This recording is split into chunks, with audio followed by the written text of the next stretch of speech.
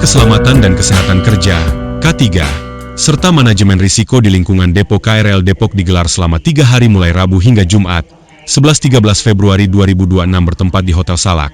Kegiatan ini merupakan tindak lanjut atas kejadian longsoran, gogosan tanah, pada tubuh baan jalur 7B di KM 01 yang sebelumnya terjadi berulang kali Kamis 12 Februari 2026. Ketua Balai Perkeretaapian Dr. Insinyur Prayudi STMT menjelaskan bahwa kegiatan ini bertujuan untuk menyamakan persepsi seluruh stakeholder dalam penerapan K3 dan manajemen risiko berbasis kajian teknis. BIMTEK ini bukan hanya peningkatan kapasitas, tetapi juga sebagai langkah konkret penanganan pasca kejadian longsor di jalur 7B. Kita ingin setiap perbaikan dilakukan berdasarkan data dan analisis yang terukur. Peserta kegiatan berasal dari berbagai unsur diantaranya Balai Perawatan, Sekretariat Jenderal Perkeretaapian, Direktorat Lalu Lintas dan Angkutan Kereta Api, DJK, Direktorat Prasarana-Sarana dan Keselamatan Perkeretaapian, Balai Teknik Perkeretaapian Jakarta Kelas 1, PT KAI, Persero, Daop 1 PT KAI Komuter Indonesia, serta PT Inka, Persero. Ketua Panitia Ferial mengungkapkan dalam rangkaian kegiatan, dilakukan technical meeting dan assessment under track menggunakan metode ground penetrating radar, GPR, untuk mengetahui kondisi lapisan tanah di bawah jalur rel. Selain itu, dilakukan analisis terhadap underpass yang rawan banjir, evaluasi flyover termasuk bearing dan rubber pad yang telah digunakan hampir 15 tahun, serta penilaian risiko jembatan penyeberangan orang, JPO.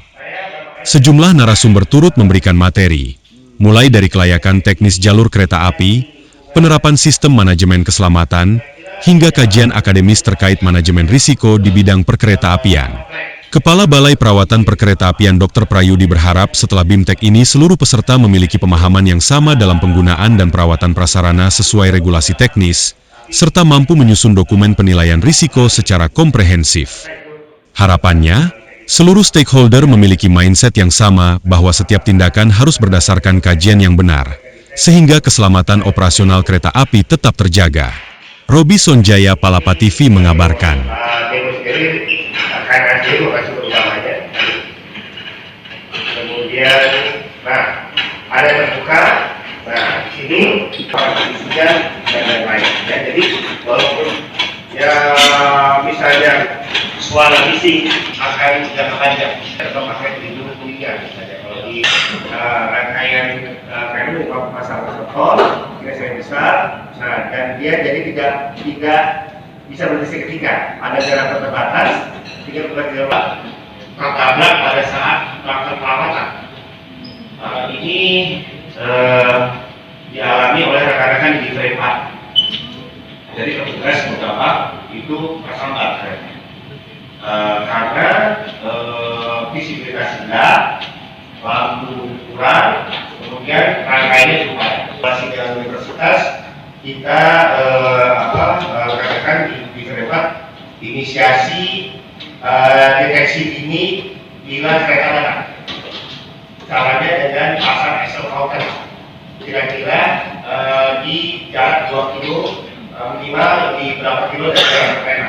Jadi misalnya kita lagi bekerja, kita ada lampu merah putih hijau, hubungan dengan Excel counter di berapa kilo saja. Jadi kalau dia misalnya sudah mendekat 1 kilo, itu sudah warna merah. Mulai dilakukan oleh rekan-rekan di terlibat, rekan-rekan di industri kereta api, komunikasi dengan kita. Terus kita ini kita jaga supaya kalian misalnya saya mau tuliskan wajib menjaga minimal 2 meter dari kawat kontak yang aktif. Nah ini salah satu mitigasinya. Lanjut, kemudian banyak kecelakaan juga di jalur juga pelanggaran dengan teknis keselamatan dan kesehatan kerja K3 serta manajemen risiko di lingkungan Depo KRL Depok. Yeah. Dilakukan 3 hari dari kemarin, hari Rabu, Kamis, dan Jumat. Rencanakan 3 hari. Nah untuk peserta, kami pesertanya itu ada dari pertama dari Balai Perawatan sendiri, kemudian dari Sekjen Perkeretaapian, kemudian dari Direktorat Lalu Lintas dan Angkutan Kereta Api di JNKA, Direktorat Pelaksana Perkeretaapian di JNKA, Direktorat Sarana Perkeretaapian Ditjen KA dan Direktorat Keselamatan Perkeretaapian. Selain itu juga kami mengundang Balai Teknik Perkeretaapian Jakarta kelas 1, kemudian kantor pusat PT Kereta Api, kemudian Daop 1 sebagai daerah operasionalnya, PT KAI Persero, kemudian PT KAI Komuter Indonesia sebagai yang kita layani, dan PT Inka Persero karena mereka stakeholdernya. Kemudian narasumber yang kita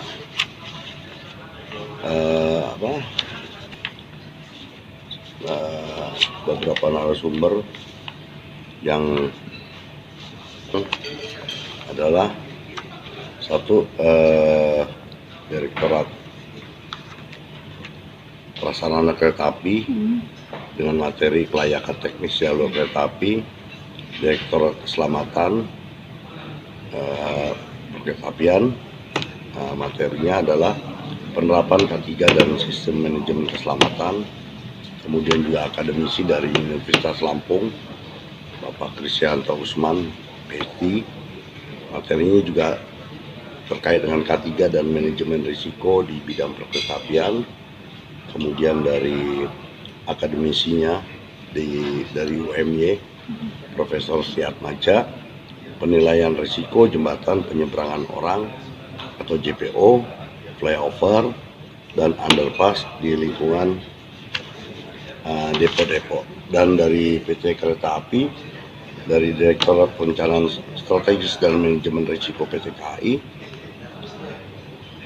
menyampaikan materi tentang perencanaan dan manajemen risiko di lingkungan Depo KRL Depok, analisis gogosan tanah di jalur 7B kilometer 1 plus 0/1-nya di lingkungan Depo KRL.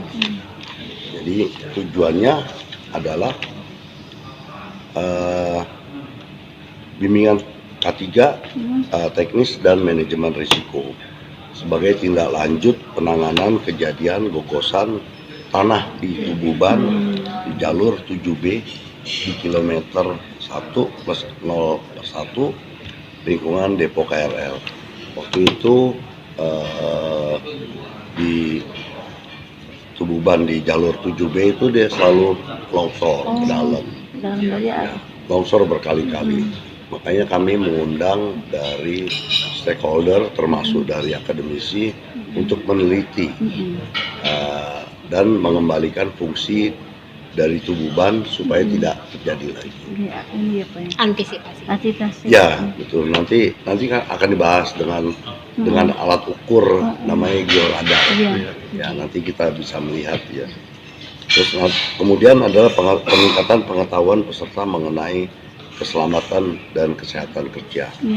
Jadi kan teman-teman ini selalu di-remind untuk pengetahuan dan mengenai keselamatan dan kesehatan kerja. Kemudian peningkatan keterampilan peserta dalam menyusun dokumen penilaian risiko. Karena kita seluruh kegiatan itu berbasis manajemen risiko terkait kondisi pelaksanaan perkeretaapian khususnya di lingkungan Depo KRL. Nanti yang hari pertama kemarin itu kami melakukan technical meeting dan assessment under track dengan metode ground penetrating